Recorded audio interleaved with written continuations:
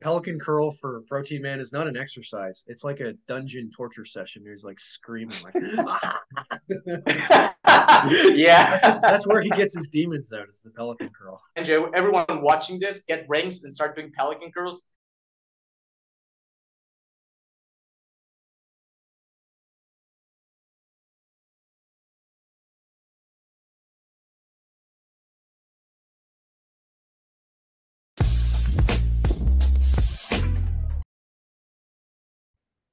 Hi, folks. Welcome back to the Natty Hub podcast. This is our second episode. I'm Davin, and joining me today, as always, Croissant and Protein Man. We're going to be answering your guys' questions, and we're also going to be doing a brief program review. So, thanks for tuning in. Before we get started, go ahead and subscribe to Protein Man and Croissant here on Croissant Free's channel. We're going to be doing recurring episodes, and we may even have some guests in the near future. So, stay tuned for that.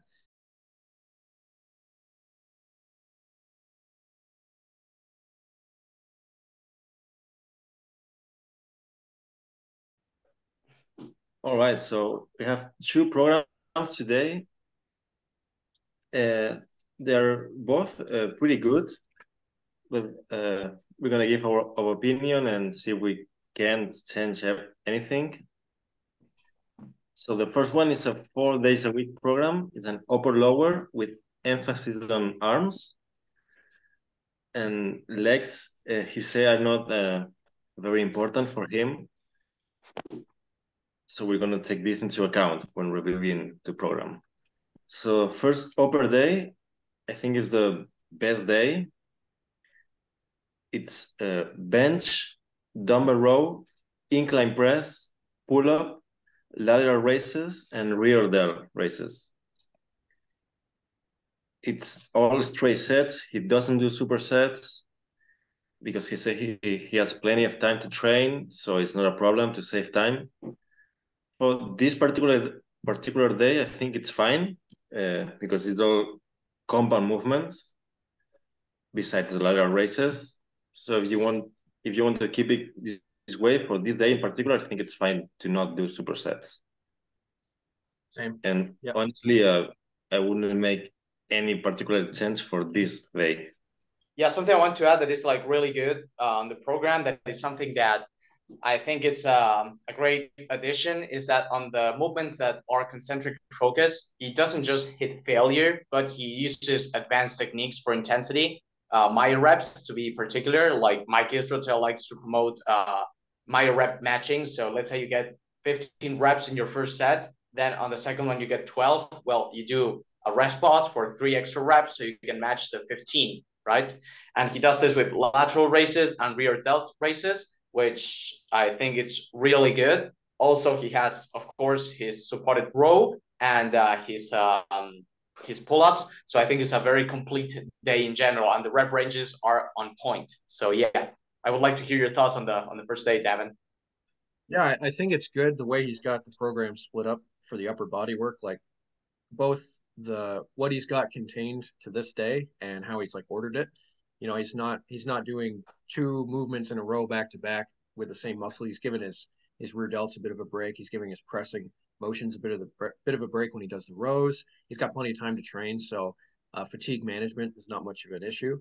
And then also, a common mistake I would say for like upper lower splits, if someone does one, or a full body might be trying to cram too much upper body work on one day. There's a lot of upper body muscles, right? So for him to not just like spam everything to death on one day, I think that's a win. So yeah, there's not much more to it. So if he's got some advanced techniques to make the sets intense, as long as it's doable, I'm a big fan of just track whatever you do. So if you really like drop sets, do drop sets. If you like supersets, do supersets. But it's the consistency that's going to make the difference in the long run. So yeah, I think it's solid, rock solid. So the next is the first legs and arm day of the week. And he does easy bar curl, overhead cable extensions, hammer curls, then a squat or hack squat, leg curls, and calves. So this day I would make some changes.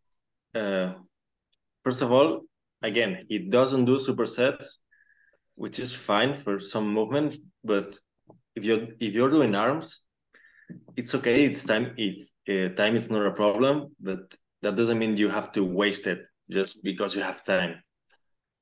Yeah. Maybe for compound movements, it's okay if you want extra rest, but for arms, I don't see the point of doing a set of calf extension, then sit there for 3 minutes Being and do nothing. like this, like. Yeah, it's okay. You have time, but in this case, I think it's supersets will benefit him. And another thing, again, his legs are not his priority right now, so he leave squats and leg curl for the end. Some people will say it's fine, some well-known people from the community, but I think legs should be the first movement of the day, even if it's not your priority. If you want to prioritize arms, still your capacity to train arms uh, already fatigue will be still better than your capacity to train legs already fatigue.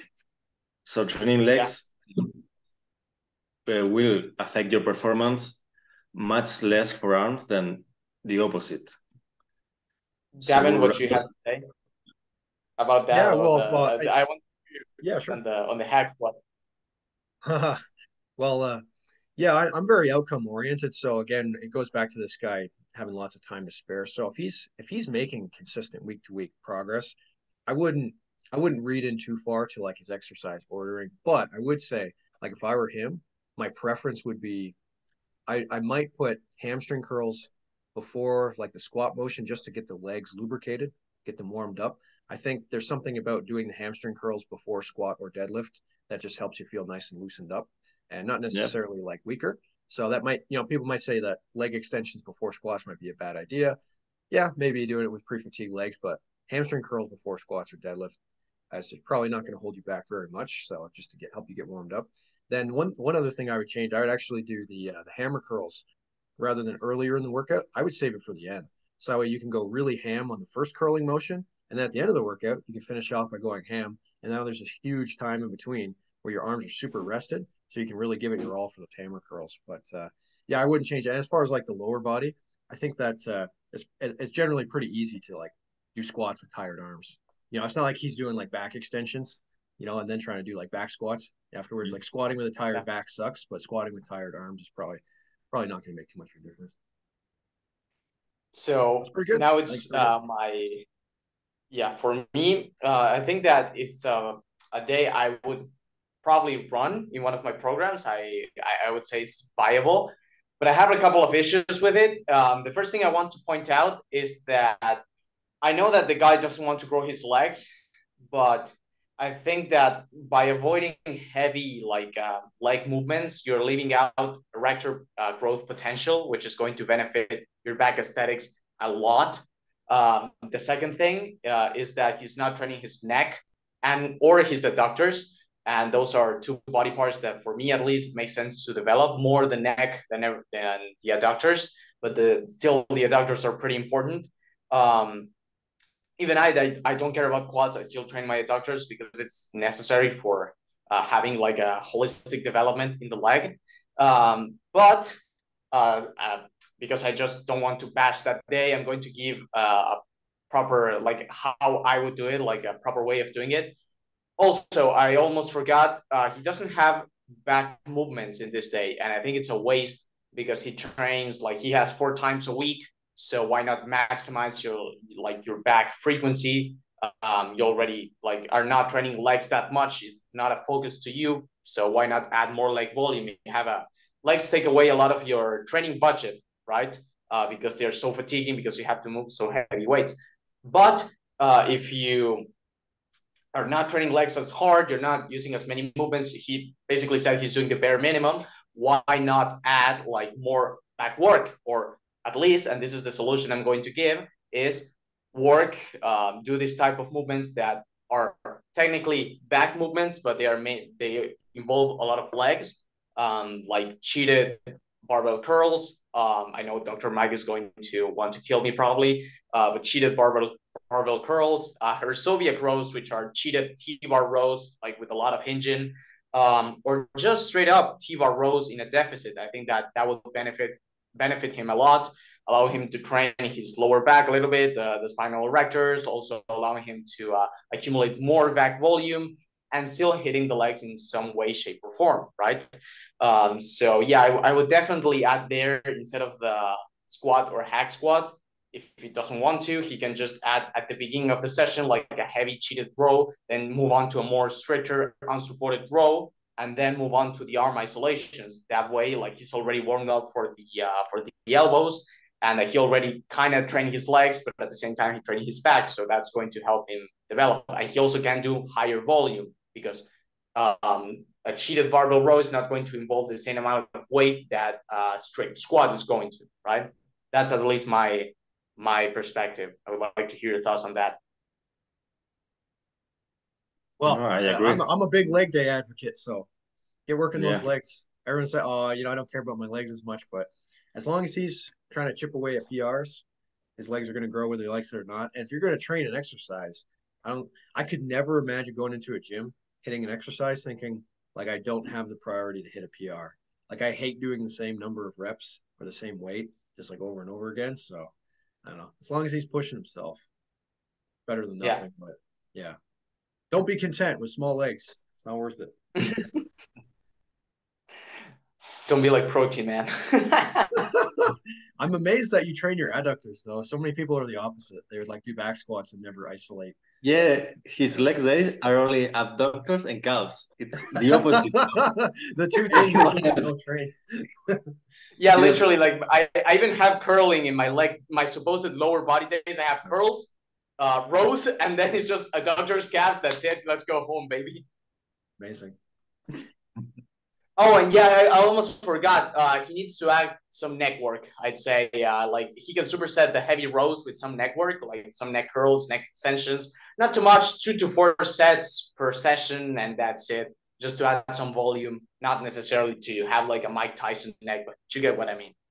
The next training day, another upper. Again, nothing much to add here.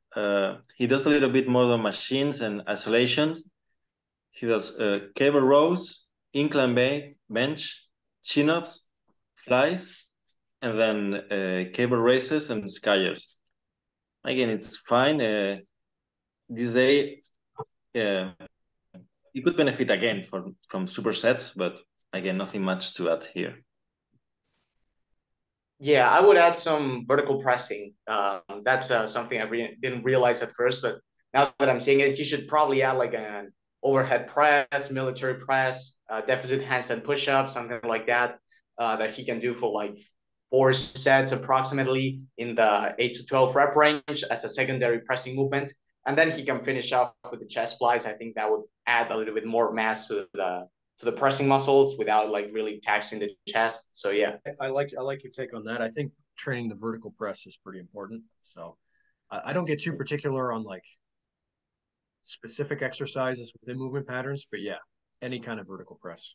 Yeah. Yeah, definitely. So I think that's that's a solid day outside of that. And yeah, again, Yeah, super set. upper And I days, like my fine. So the next one, again, legs and arm day.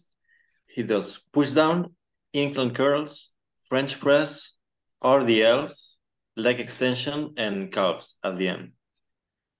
Again, the first thing I would superset all the arm movements, but again, that's not a problem. That's not something that's wrong. It's something I would do personally. One thing I would change though is the leg extension. That's the only quad movement of the day, and it's the second one of the week. So he does hack squat in the first one, and here he only does leg extensions. Again, legs are not his priority, but with precisely because of that, I will choose movements that will give me a more bang for my buck. If I doing the low volume for legs, I will make sure to the little I'm doing is giving me some quality tonnage at least. So on the first day, he rotates between squats and hack squats. I will do squats on the first one and hack squats on the second leg day, and he could still do leg extension, not do them at all. But hamstring curls, for example, it's a movement you can do on its own, in my opinion. It's a great movement, but leg extension is not in the same category, in my opinion. It's not something you can do on its own. It's something that complements a heavy squat movement. So that's the change I will make. I will change the leg extension for hack squat on this day. Yeah. And again, since either prioritize first RDL, hack squat, and then do arms, but that's a preference.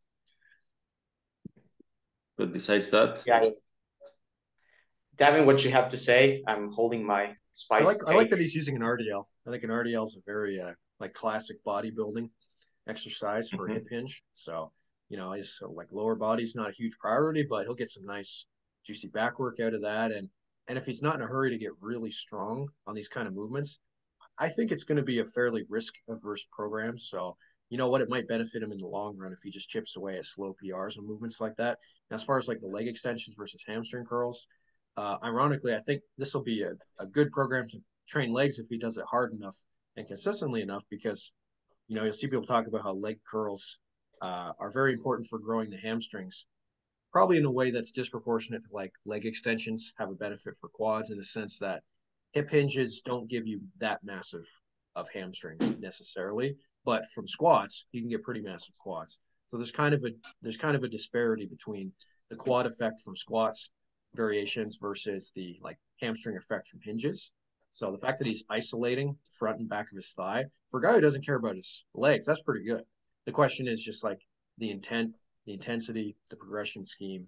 Is he doing it with control? Is he doing it without skipping it? I don't think the ordering within the session is going to make too much of a difference, or the days in which he does it, as long as he's focused. He's getting warmed up, not using excessive weight. But for a guy who's not focused on quads, that's probably not a high risk anyway of using excessive weight on leg exercise. So yeah, no, I think it's pretty solid. And again, lots of arm work, so that's good. One thing I do like to point out to people is, if you can't see a tangible benefit between arm variations, cut them down. If you've got 2 for the front and 2 for the back, right, for the triceps and the bis, different curls, that's probably adequate, unless you really want to get some unique like forearm benefits. I'm not convinced that you need 3 different triceps exercises in the same program, things like that. So if you really like 2 of them and maybe one bugs your joints, get rid of the one that bugs your joints and repeat something you did earlier in the week. Don't be afraid to do that. But otherwise, I think it's a really solid day.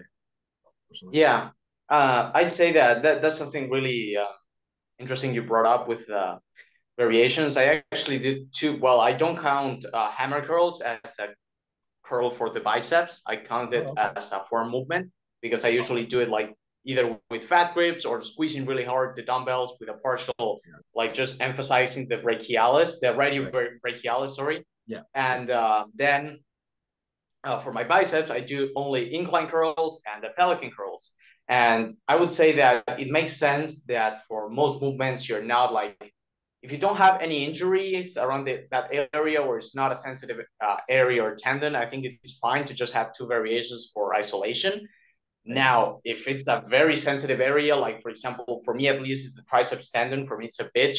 I have like 3 to 5 approximately that I rotate through.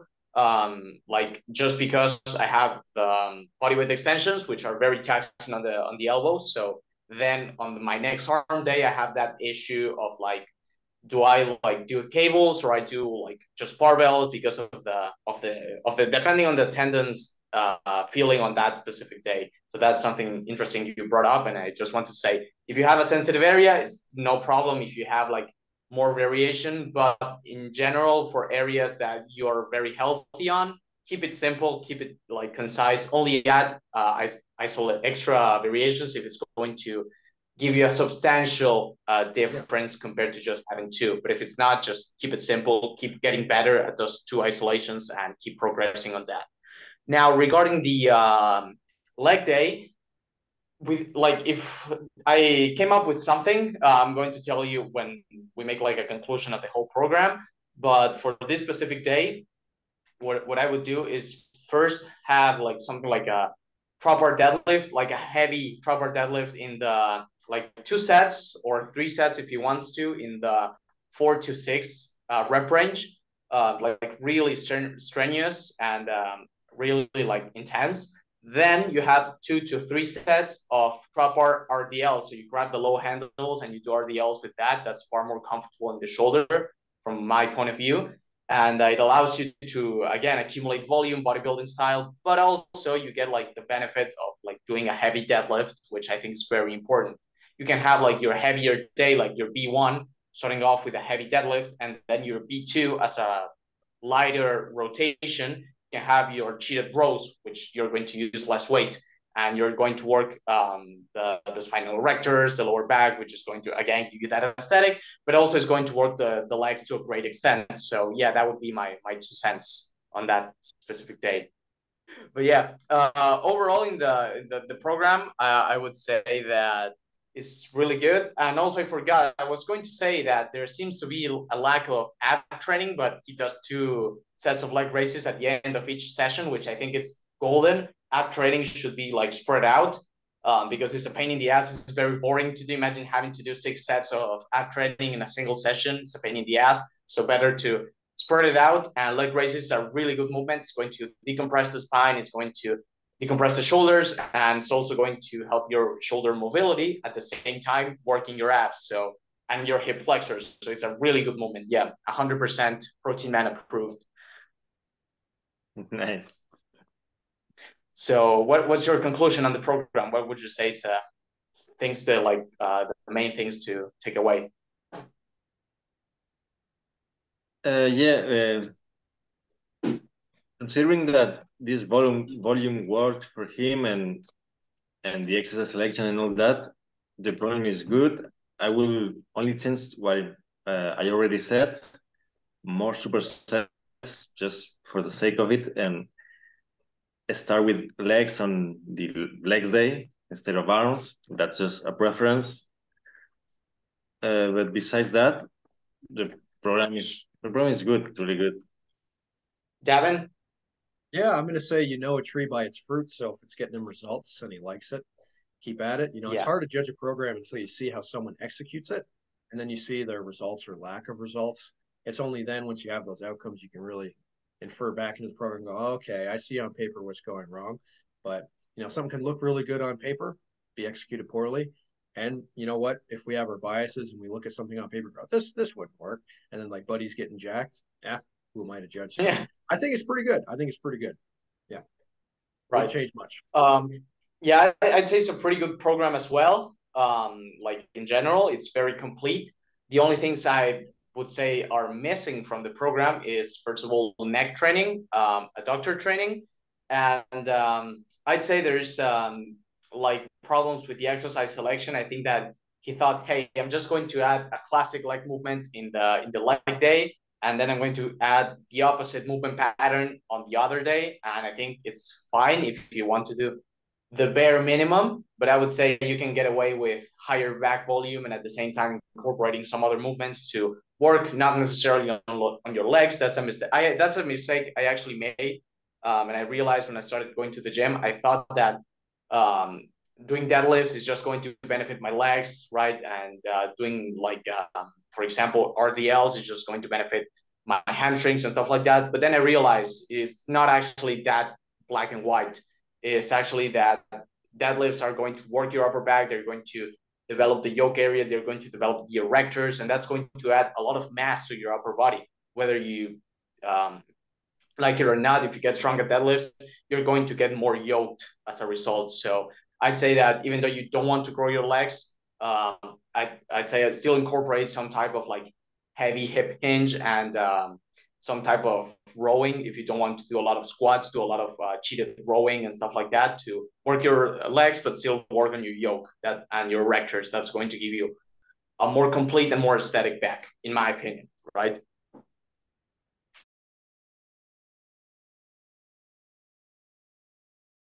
Oh, right, right.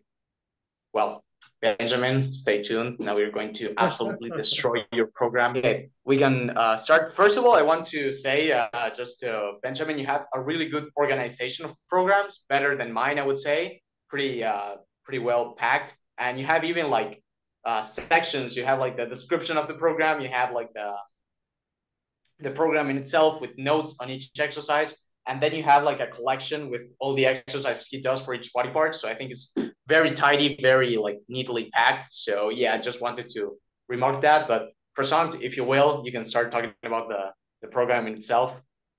Yeah. Honestly, I don't have much to say because it's a great program, this one. Yeah. I really like it. There's a big emphasis on back and well, and shoulders also there's a little bit of emphasis because he does shoulders on upper days, but there's a lower day when he also does shoulders. Keep in mind, Benjamin's future goal is to grow the middle / upper back, the biceps, and brachialis. So keeping that, I want to keep that in mind for the program because, of course, knowing the goals of each person is important for the context of the program. So yeah, we can start. I would like to start listing the days. So yeah. So one thing I didn't understand when reading the program was the supersets. What was a superset and what wasn't?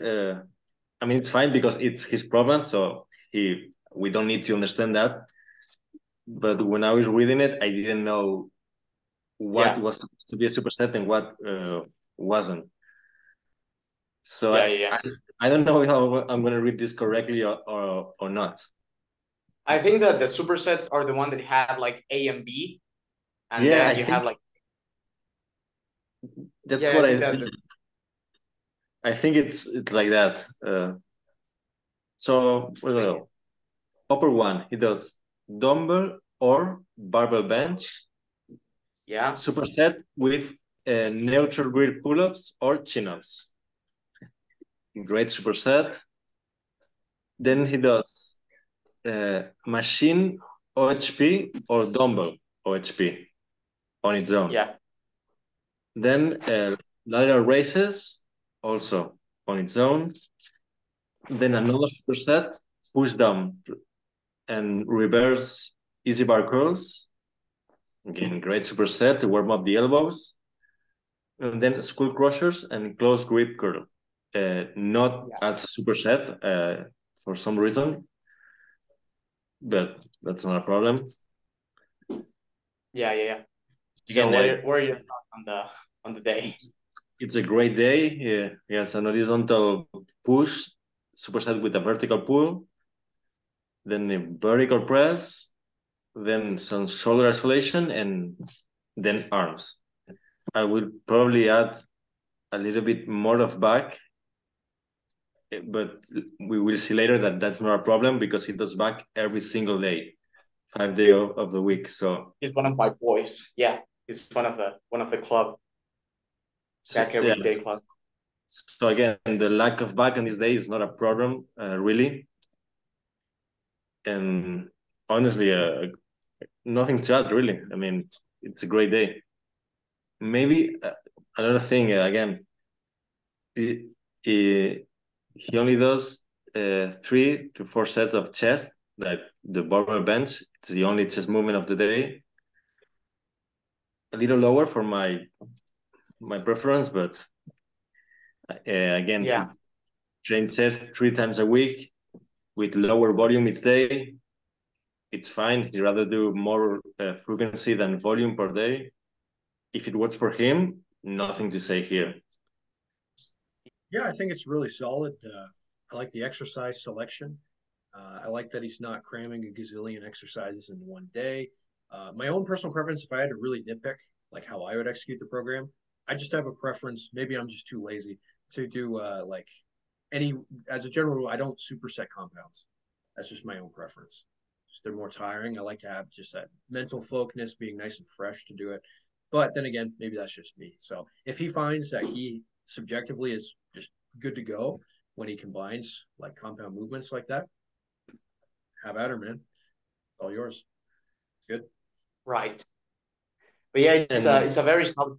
It's a very solid day, I would say. I like the choice of having kneeling rope tricep pushdowns.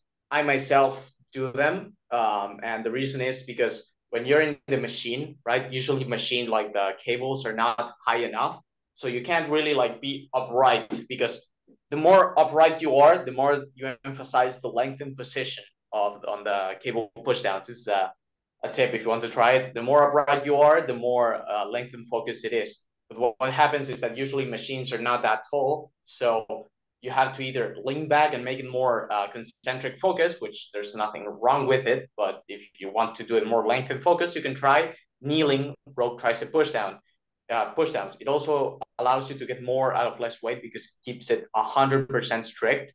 The only downside I would say is that once the weights get heavy enough, you have to brace like a motherfucker. Like I had to do tricep push-downs with 70 kilograms, and yeah, I have to be like crunched up like this and be like this Yeah, it because sucks. otherwise I might lift up. Yeah, it's I know almost what you my mean. body weight. So like I like I just start levitating, in the machine. So yeah, I have to uh, really like brace with that movement. Then the dumbbell skull crushers. I think it's a fine movement to do pre-fatigue. I think it's really smart to first warm up the elbows with the rope tricep pushdowns and then move on to the more elbow taxing movement. I think it's fine. I would include a variation because skull crushers can be kind of like a pain in the elbows. So instead of having like just dumbbell skull crushers, I would also add like a variation, kind of like a lying tricep extensions or a French press or even dumbbell lying extensions, something that's going to be less taxing on the elbows, just in case some Monday he comes in and he's like, oh man, my elbows are a bitch. And instead of skipping the movement, he can just do a more elbow friendly variation or cables as well. Something I think would be a really beneficial thing is he wants to grow his upper back, right? And the mid traps. Why not, instead of having lateral raises, to have face pulls? And instead of doing dumbbell bench and then moving on to neutral grip chin ups, he has the chin ups supersetted with the OHP, a vertical pushing and a vertical pulling. And then the horizontal press, so the barbell bench he starts with, he can superset that with the face pulls. That way he can warm up the scapula, right? He can work the opposite movement pattern. He can work on the rear delts, the mid traps, the side delts to some extent, and make the bench press less prone to like having shoulder issues and stuff like that. So I think it would complement the bench better to have face pulls there to superset them, and then to have OHP with the chin ups. And he can work the mid back, and at the same time he can prevent any possible and warm up, of course, the rotator cuff. So that would be an addition I would make for that specific day. I know I'm being kind of pedantic, but I mean, we're doing program reviews for a Protein, reason. man. Being pedantic. Come on.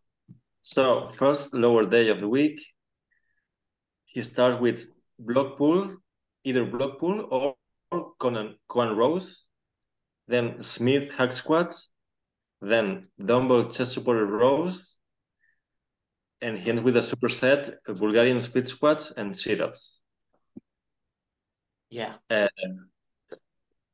And the only the calves on the leg press, yeah, I think you skip them. You yeah always skip calves, dude. Unbelievable.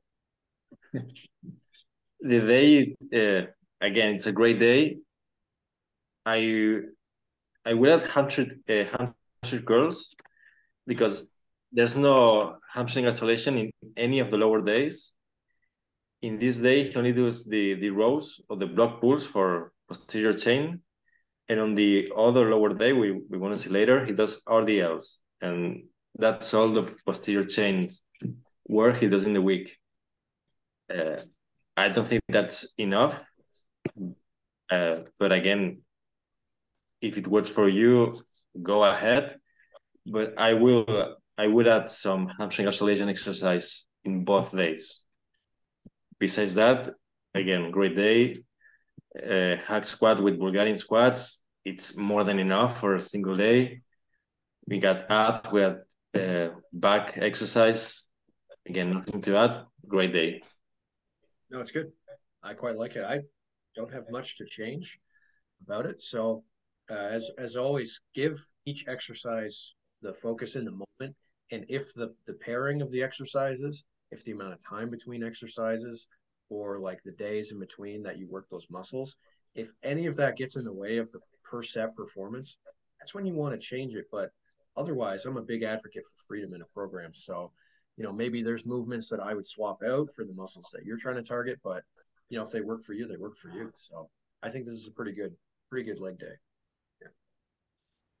Yeah, I'd say the same thing. The only thing, because of course I have to, is neck is missing from the days. So I would I'm going to fucking get you all onto neck training. You're going to be like, you're not going to fit into turtlenecks anymore, dude. Like for real. I'm going to definitely say he needs to add some neck work, a little bit, like 2 to 4 sets. Again, not a lot. Superset it with the main compound movement or with the hack squats. I think that the block pull is a really good choice. I don't know too much about Koan Rose, but I guess they train the same type of muscles. So I would say it's a pretty good choice. Then the Smith hack squat, I would like, I think they're fine, don't get me wrong. But, and this is going to be to Davin's liking, I would add front squats, to be honest. Like, then you're going to be doing a lot of low axial loading movements. So why not just add a front squat there for a couple of sets? You're already like warmed up, like both psychologically and physically, because you did basically block pulls with a lot of weight. So when in the 4 to 6 rep range, so I think front squats in the 8 to 12 is not going to really require further warm-ups outside of just starting with the empty bar and just racking on the weights. So yeah, I would say I would add front squats at least as the main movement, and then having the Smith hack squats as a variation of it. But yeah, outside of that, adductors is missing as well, so you might want to add it there. But outside of that, yeah, it's a pretty complete day. It's just me being an annoying asshole. Protein Man's in the gym. He's got the iron neck on. He's doing this and he's closing his legs at the same time. He's doing the iron. Dude, I have, dude, I have literally like, dude, I have like more neck volume than I do leg volume. Like, I know. like I do 6 sets every 2 days. Like I do 6 sets twice a week. I do 3 sets of neck curls and 3 sets of neck extensions. And then for legs, I have 4 to 6 reps, and I usually just do 4. So there you go. Yeah. But yeah, I'd say again, outside of my biases, it's a fairly good day. I would like to see the next one.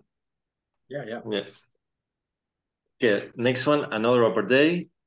Again, great day. First superset, seated behind the neck press, superset with pull-ups. Excellent. Vertical press, very vertical pull. Then barrel press, superset with dumbbell rows. Again, excellent choice. Yeah. And at the end, he does arms, he does preacher curls, lateral raises, and push down. Not as a superset. It's exercise on its own. Yeah, that's weird. Yeah, I don't know why. It's okay. It's fine, but I don't know why he would do this separate and superset all the compounds. But again, here nothing to add, nothing to change. Great exercise selection. Yeah.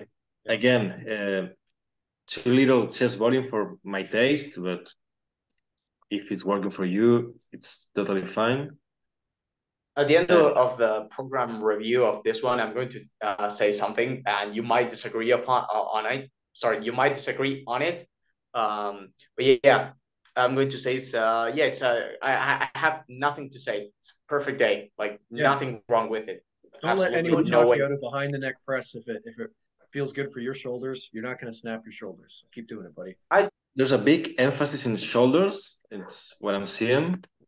Yeah. More than anything else, because he's doing vertical presses and shoulder isolation on each upper day, but only one chest movement.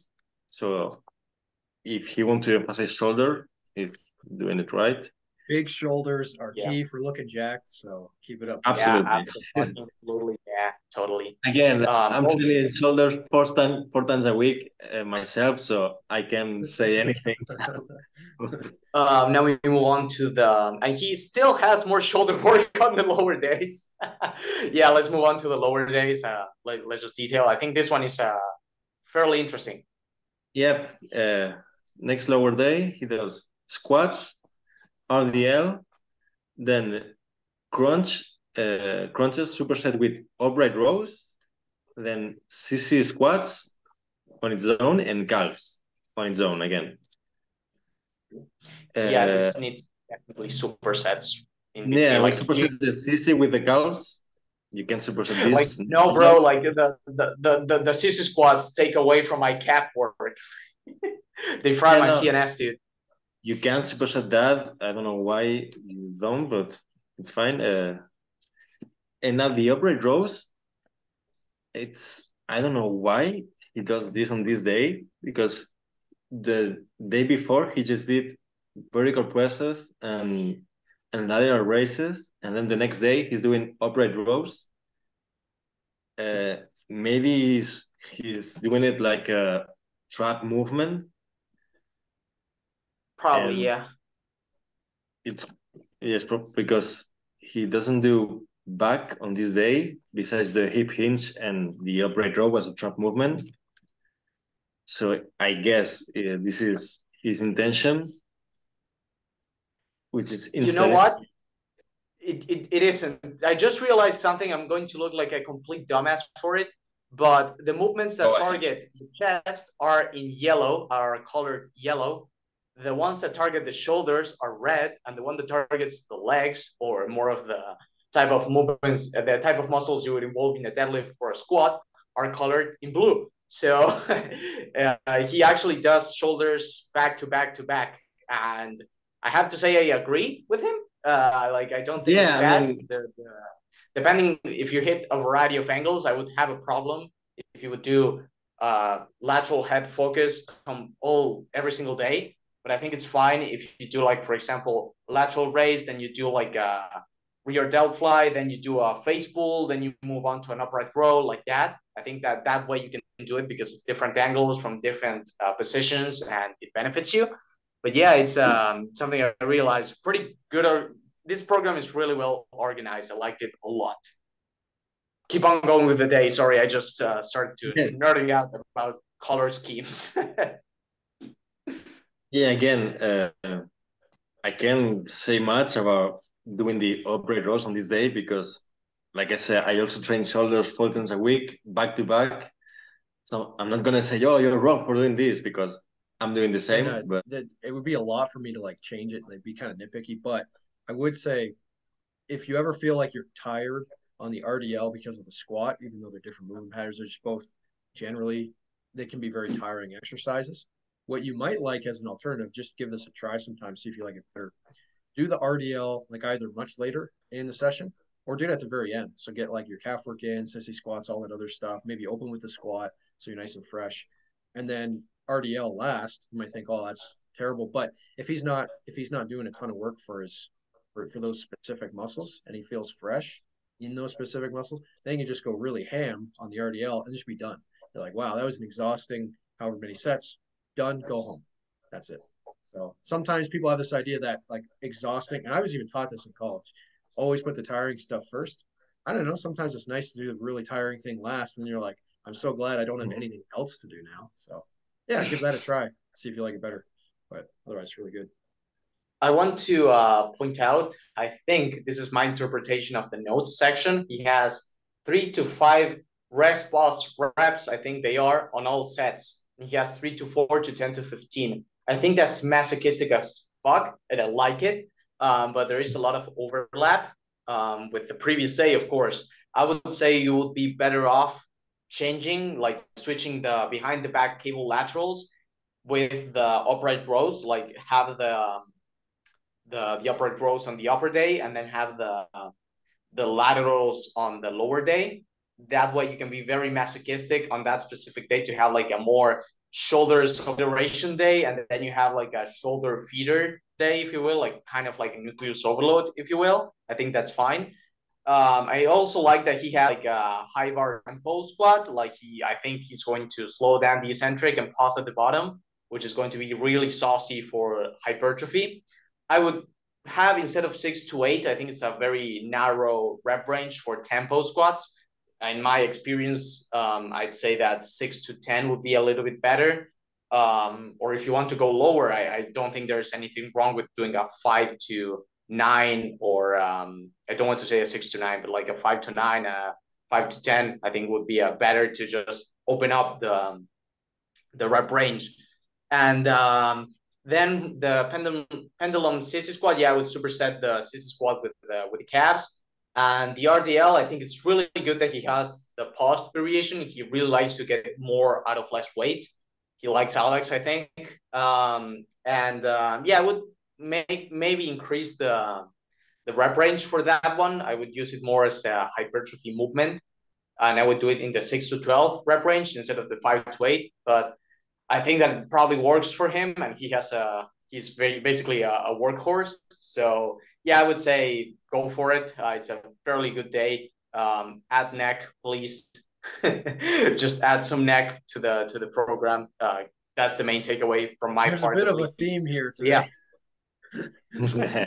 So last upper body day, he started with incline curls on its own, then incline bench, machine nonlinear raises, barbell rows, and then a giant set, tricep extensions, hammer curls, and pullover. I think he likes Derek, from more plates, more days. I think he wants to look like him. Like Yeah, he's just spamming laterals into oblivion, dude. Yeah, there's a big emphasis on shoulders, which is fine.